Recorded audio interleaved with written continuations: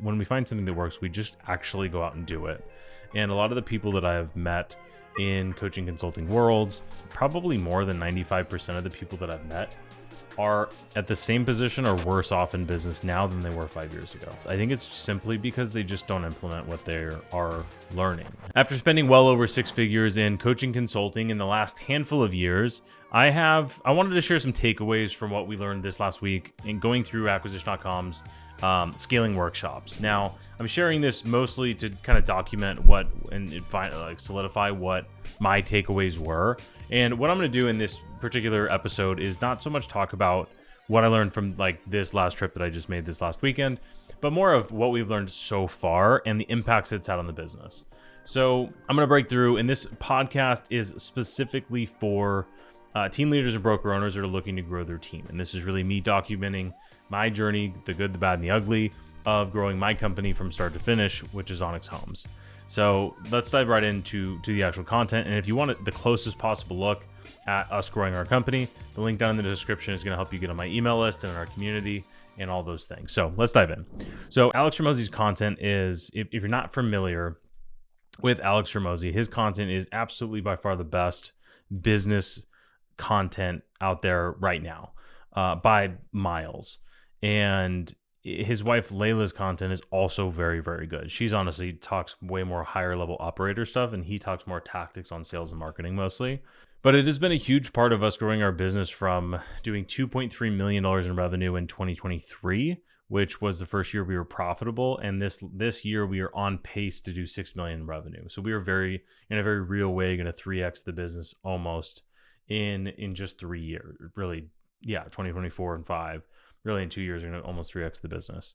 So when I saw an ad from Layla saying they were doing in-person workshops and talking about how they scale businesses, I could not have clicked fast enough and pulled out the credit card, got on the sales call, and bought into the first workshop, which was $5,000.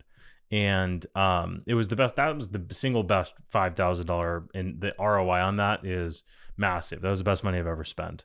And what it was a 2-day event where they basically shared what their frameworks are for scaling businesses and how they look at business in general. So I wanted to share a few of the frameworks. And if you've listened to episodes previous to this, you've probably heard all of these. And there's a really important thing that I want to point out is at these workshops, they basically condensed everything that not everything, but a lot of what I have learned from watching their free content for the last 3 years, condensed it down to just the most important stuff on business theory and some frameworks in the 2 days. And that was the part that was incredibly valuable. And I just remember over and over and over at the first 2-day workshop thinking like, oh, yep, I've heard that in a video. Oh, yep, I've heard of that. I remember that. Oh, we actually implemented that and it worked really well. I remember hearing that and thinking that the whole entire time. And I just made another piece of content the other day or yesterday rather. And what I was talking about was that I think one of the major reasons why we have been able to grow our business, or I've been able to grow our businesses, is because we just implement. Like when we see somebody else doing something that works, we don't. I used to try to make it better before implementing, and now we just implement exactly what they say to do, and then try to make it better if we need to over time. And that has served much better than trying to reinvent the wheel. So when we find something that works, we just actually go out and do it.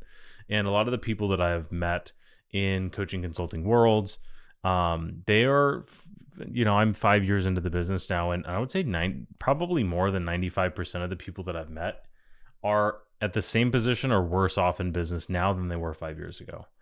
And why do I think that is? I think it's simply because they just don't implement what they are learning. And the question is like, are you actually learning it if you're not making any changes? But anyway, so here are the scaling frameworks that they taught at the first workshop. Is the first and most important is more, better, new. So here's the idea: is if you want to grow your business, you can do more of what you're already doing, which is the best thing to do. Here's kind of the framework we walk through thinking through this more, better, new is what are you already doing that's working the best? And then you're going to say whatever that is. So maybe it's like for us, it's online ads. It's like, okay, can we do more of that? And it's like, well, yeah, we can spend more money. It's like, okay, yeah, just do that. And well, what about doing this? What about changing? What about doing? No. It's like, just do more of what already works. And then from there is, if you cannot do any more of what already works, then you can look at doing it better. So instead of doing 10 times more, maybe you can make it 10%, 20%, 50%, 100% better so that you get more out of it. And at some point, you're going to probably be able to go back to doing more of doing it better. And then if you cannot do any more and you cannot do it any better, then you can look at doing something new. And in the first handful of years in my business career, I just always went straight to new, because new is fun and exciting and it's the shiny penny, rather than just going back to the basics and doing more of what works. So that was the first one, is more, better, new. And we use this for absolutely everything. Now, the second framework is, if you're going to implement something, you're going to walk through the what, how, who framework. So here's what that is. The first thing is, you ask the three questions, right? What are you actually going to do to grow the business? So if I say, like this last quarter, here's an example, a very real example, and we're doing our quarterly this Friday.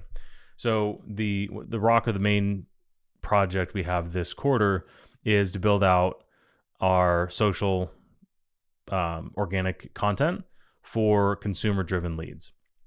We already have a YouTube channel, and we're building that out from being just YouTube to building out the socials and everything there. So when we ask the question, so what, how, who? So we ask the question, what are we going to do? It's like, well, we're going to build out the social channels and not just do YouTube. It's like, okay, the question here is, so what are you going to do? And then how does this make you money? So if you cannot clearly answer the question of how does this make you money, don't do it, obviously. But I honestly have found that we've done this twice, where we had an idea and then I used this framework and I was like, okay, how does this actually make us money? And if you can't very clearly tie doing whatever you're thinking about doing to dollars in your gross profit, then it's probably not the best use of the time, especially if you're trying to grow revenue. So for us, this is going to drive more leads to the business, and that'll help us make money. Right? That one's pretty straightforward. It's like, okay, how are we going to do this? Well, we need to hire a in-house videographer. We need to have an in-house editor, or at least a pool of editors to go through. We need to peel off almost everything off of my marketing manager's plate. And I need to add another full day and a half of content to my calendar. That is how we are going to do it. And then we're going to post 3 times a day across almost all platforms. So that's why we need all those other things to happen. It's like, okay, can we do that? And the last thing is, who owns this? And this is where when we're sitting down doing any initiative, we say, okay, that's what we're going to do. That's how it makes us money. And this is how we actually are going to do it. And then the last thing is, who's going to own it? So at the end of the day, my director of brand, Carly, she is owning this entire thing. Like, this is her baby. And if it flops, it's on her, right? And now there's a lot of other people that are involved in it, but somebody has to own it. Like, it has to be somebody's baby. Okay, so that's the what, how, who. So what is, what are you going to do and how does this make you money? The how is, how are you actually going to do it? And then the who is, who owns the project, if you will. So the next scaling framework is the theory of constraints. And this is less of a framework and more of a business theory, obviously with the theory of constraints. And the idea here is, a business will grow up until it's constrained, and then it will not grow anymore. So if you've ever seen the visual of like, think of an assembly line where you're making, I don't know, let's say cars. And if you can make, 4 chassis and 2 steering wheels, 2 engines, and 8 bodies, what is the constraint? Well, you actually have 2 constraints, and I don't even remember what I said they were. But basically, it would not help you to make 10 more bodies per day. You would have to grow the amount of engines and whatever else I said in order to actually be able to build more cars. So that's the idea of the theory of constraints, and it's the same thing in any business. So I'll walk you through a few different examples that, since we started this, we were actually able to solve. So this has been very cool to watch over the last year or so. Is, if I go back probably about 18 months ago, we were revamping our recruiting not process, but we turned back on our automated recruiting funnel. So we turned on the ads, and we know we can recruit. We know the system works. And I had about 36 calls on my calendar every single week, 36 first interviews. and fully automated. We were getting that booked. And we were onboarding about 8 agents per month. And for 1 or 2 months, it was okay. And then the actual onboarding became a constraint. We were not able to onboard as many agents as we could recruit because of just administrative nonsense, to be honest. And then just, questions and stuff without me getting looped in. I could have just gone and done it, but that certainly wouldn't have been the best for the business. So what we did was we hired an entry-level admin position, and within 2 weeks, this problem was solved. The constraint was lifted. So now we can recruit probably 15 to 20 agents per month without any problems whatsoever. So then we recruited more agents to the company, and the next constraint became training for the agents. So then we spent a lot of focus on revamping the training. And then once the training was fixed, we were recruiting more agents, we were training them up. And then the next thing was we needed more leads, right? We were almost out recruiting the increase in lead flow, which brings us to where we're at right now, which is we want to bring in more lead flow that does not have a referral fee attached to it so that we make more gross profit. And that's hence the content build out. So that is the idea of the theory of constraints. If I never would have solved the onboarding problem, I never would have even got to the problems that I'm at right now, because I would have still had an onboarding problem, right? And that, at the end of the day, if you are putting any effort, and this kind of leads into the next scaling framework, is the best CEOs think like investors, and you are investing the very limited resources that you have as a business owner. And you have your time, you have your capital, your money, you have your employees' time, and then you have attention, right? Your focus. So however you want to allocate these things. So right now, almost all of our focus is on generating lead flow, or deal flow rather, that doesn't have a referral fee attached to it. And that is almost all of my time, and all of my marketing manager's time, and probably half of my admin staff's time. And then the last thing, this isn't really a scaling framework. This was just a kick in the gut. This was from Layla talking. She was doing a Q&A, and I don't remember the question or the business that the entrepreneur that was asking, but I very much related to how he was feeling. We're doing well, we're doing okay, like we're growing at a reasonable pace, but I think if I just go in this totally different direction, or like do this new thing that nobody's done before, we're going to grow faster. And she was like, okay, what's revenue? And he was like, we're doing like $4 million a year. And she said, got it. Okay, well, until you're doing $1 million a month, just sell more shit.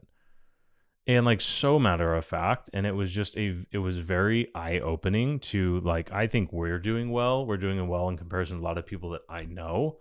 But businesses are just so much bigger. And, when we're saying like we've grown from $2 to $6 million, like that's fantastic. And that's still a really small business. And to think that we need to reinvent the wheel to get to the next level is just It's just not true.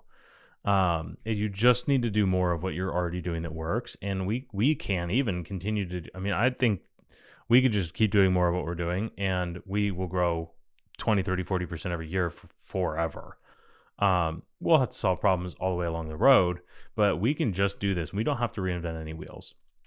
And that was kind of a light bulb moment, as silly as that is to be something that's like, just sell more. And if you're a team leader listening to this, broker owner, like we say the same thing to our salespeople all the time. It's like, all you have to do to sell more houses is talk to more people, and you will make more money. And it's really no difference for businesses either. So anyway, that was at the end of the first scaling workshop. Now the second one, at the end of this, they offered an upsell, which was roughly, they've dramatically raised their prices now, but let's say 10 to 30, 40. I think I paid $40,000 almost. And the difference here was they basically pitched that they would take your real business with your real data and context of your business, and they would share with you, if they were to buy or invest in your business, what they would actually do. And I was like, done, sold. Like, I would love that. That would be invaluable to spend $20,000 to be told what they would do by investing in the business. And they did. And it changed a little bit of what we were thinking. But what it really ended up doing was solidifying that we were going in the right direction. And there was something that Alex had said, again, not directed necessarily towards us, towards the group, he was talking to somebody else that said, I just can't get paid ads figured out and whatever. And he asked a question. He was like, the guy was making like $400,000 a year in profit. And he had like a $2 million a year revenue business. And he just said, yeah, so would you trade 1 year of profit to be able to 5X the business? And the guy was like, yeah, I would totally do that. And he's like, okay, cool. Do that. And he was like, oh, so like make no money for the next however long it takes until I can actually figure this out. He was like, yeah, like what would it do if you 5X the business? He's like, well, I'd probably make $1 million a year in profit instead of 400. It'd probably make more like 2 million, right? So it was just like, why not just do that? Like that wasn't rocket science. And so little of what they talked about was actually complicated at all. I would say almost the opposite. Almost none of it was complicated at all, which is actually very relieving for the entire process, to be quite honest. So anyway, here was a few things that we have taken away over the last 18 months from everything we just talked about. Is number one, fixing cost of goods sold. In our business, cost of goods sold for a team, broker, owner is the hardest part of the entire thing. And inside of this, we need to advertise more, and absolutely nobody knows who you are. That is just the reality. Is he shared a story of him doing his book launch where he had 500,000 people opt in, one half of a million leads, 500,000 leads opt into his book launch. And people walking on the street recognize him. And he said that about 1 out of 5 people actually knew he had a book being launched. And he had 500,000 leads on this book launch in a rather short amount of time. So if people don't know who he is and what he has to sell, you need to advertise more, even in your local market. And we very much realize that that's the truth. The other thing was rebuilding a profitable inside sales department. I have always kind of put my head in the sand with the sales team, if you will, because in this business, our agents are 1099, obviously. We cannot force them to do anything. And it makes it hard to manage a sales team when they're 1099. However, we can have an inside sales team that crushes and they're killers. And that can be the big profit center for the business as well. So making that adjustment has been huge as well. It's just realizing we need to do that. And the last thing is should be obvious. And I talked about this in earlier episodes when we talk about financial model, is just fixing the comp plan. Like if the financial model of the business doesn't make sense, you cannot work it. You cannot outwork a shitty financial model. And if the numbers don't pencil, like the math doesn't math, it's never going to happen. So making that adjustment as well too. The second thing we did was we actually improved our onboarding process with customer success in mind, agent success. So when at these workshops, what they basically do is they find out where your constraint is, and then you get a talk with the expert on how they would solve your constraint. And onboarding wasn't ours. Customer success was not our constraint, but listening to somebody else having their problem solved, I was like, damn, we need to do this for our agents. Like we already have a very good, very, very good onboarding process for our agents. And I was like, gosh, we could just make it a lot better. And basically what we did was we found out, okay, what are the things that make agents successful? And then let's make those happen on purpose rather than on accident. And let's make those our requirements versus just having kind of, not made up stuff, but stuff that we did 4 years ago that worked. Let's make it better. And we did. And we have seen agents become way more successful, way faster in the last 6 months since we did this. It's been a huge lift as well too. And it helps agents stay longer.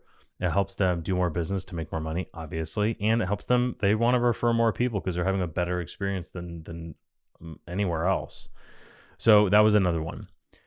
The third one I have here is allocating the admin resources to the constraint. So if you have small fires in areas that aren't a main priority of the business, this was a quote that one of the subject matter experts said. He's like, sometimes you just have to let shit stay fucked. And it was funny the way that they delivered it was just like, yeah, the shit's gonna go wrong and you're just gonna have to deal with it, and like it is what it is, and let it continue to go wrong because that's not the focus of the business. And I feel that a lot because oftentimes I'll peel people off of what is the most important thing to go solve something that's not as important. And I just need to give myself permission to not do that. Also, another quote absolutely loved is violence is the answer. And what they mean by that is once you know what the constraint is, you ruthlessly attack fixing the problem or solving the constraint. And your team can move faster. You can move faster. The end of the day becomes, or rather end of the week becomes end of the day, and end of the day becomes in 2 hours, and you just can get a lot more done. Now, the next thing that I can't emphasize enough how much they emphasize this is the power of your team. And when I mean team, I don't necessarily mean your agents. I mean more so your employees. Is they hire for expertise and they don't cheap out. This was actually, I didn't hear this from them necessarily, but there's a Charlie Munger-ism on hiring, and it's a 2-step process. And if you're trying to find somebody to grow your business, two steps. Step number 1, you find somebody that has done it before, and then you ask them to do it again, this time for you. And that's it. And it's so easy to overcomplicate this stuff. And the person who was talking about this was talking to Charlie, and they're like, well, shouldn't we just look for somebody with good talent that can grow into the position that might, he's like, yeah, we just don't do that. He's like, I'd rather just hire the person that I already know for sure can do it and then pay him really well to just do it again. And they emphasize this like crazy over at acquisition.com is do not cheap out on your staff. If you can pay 50% more to get somebody that's going to give you 10 times more than the B player, if you can find an A player that's going to give you 10 times more than a B player for 50% more money, then pay him. And your business will grow faster because of that with better people. The last thing is I cannot emphasize how much we heard about making content while we were there. Honestly, it was like almost odd. Now, granted, they've built acquisition.com because of content and because they know what they're doing. And they definitely could have built a successful business without the content, but it doesn't hurt. And almost everybody that they were talking to that had a marketing problem, they said, you need to build your personal brand now. And one other thing they mentioned was like, if you have any intentions of building a $50 million a year revenue business, that you need a personal brand and you need to build out your personal brand starting now. They also mentioned that it helps them hire A+ talent. And that was something I never really thought of before. And as ironic as that is, our current office administrator is with us because of our brand and because of content. He'd been following us for several years prior to actually getting hired, and the timing just didn't make sense. And then it did, and he was all on board, and he was the best possible hire for that position by a mile. And then the other part of it is just the actual dollars and cents of deal flow. Is imagine a world where you could acquire a customer for cheaper than your competitors. You can hire better talent than your competitors. You can charge higher prices than your competitors. And this would allow your business to just print money. So above all else, if you follow Alex's content, if you don't, you should. But above all else is stay focused on your core business. If you could grow your core business, you don't need side hustles, side businesses, whatever. And that just became abundantly clear listening to all of these other entrepreneurs that were there. And most of them did have side hustles. And every single one of them, when they talked about trying to justify why they had this side hustle, there wasn't really a reason for it other than they just didn't want to shut one down for some reason. Or they wanted them both to work really well. And I think we all know that doesn't really work. So this was a different episode, different style. I just want to give my raw feedback on what we've learned from these workshops, some of the best money that I've ever spent. And we just renewed for another year, so we're going to have more takeaways as time goes on as well too. So if you want the closest possible look at our journey, you can join me on my newsletter. The link is going to be in the description or whatever below. Also, if you enjoyed this, like, subscribe, comment, do all the things depending on wherever you're listening to or watching this. I make this content because I wish I could have learned a lot of this beforehand without having to do it myself. And I want to help you as well. So this is another episode down in the story of me building Onyx Homes from start to finish. And I'll see you in the next one.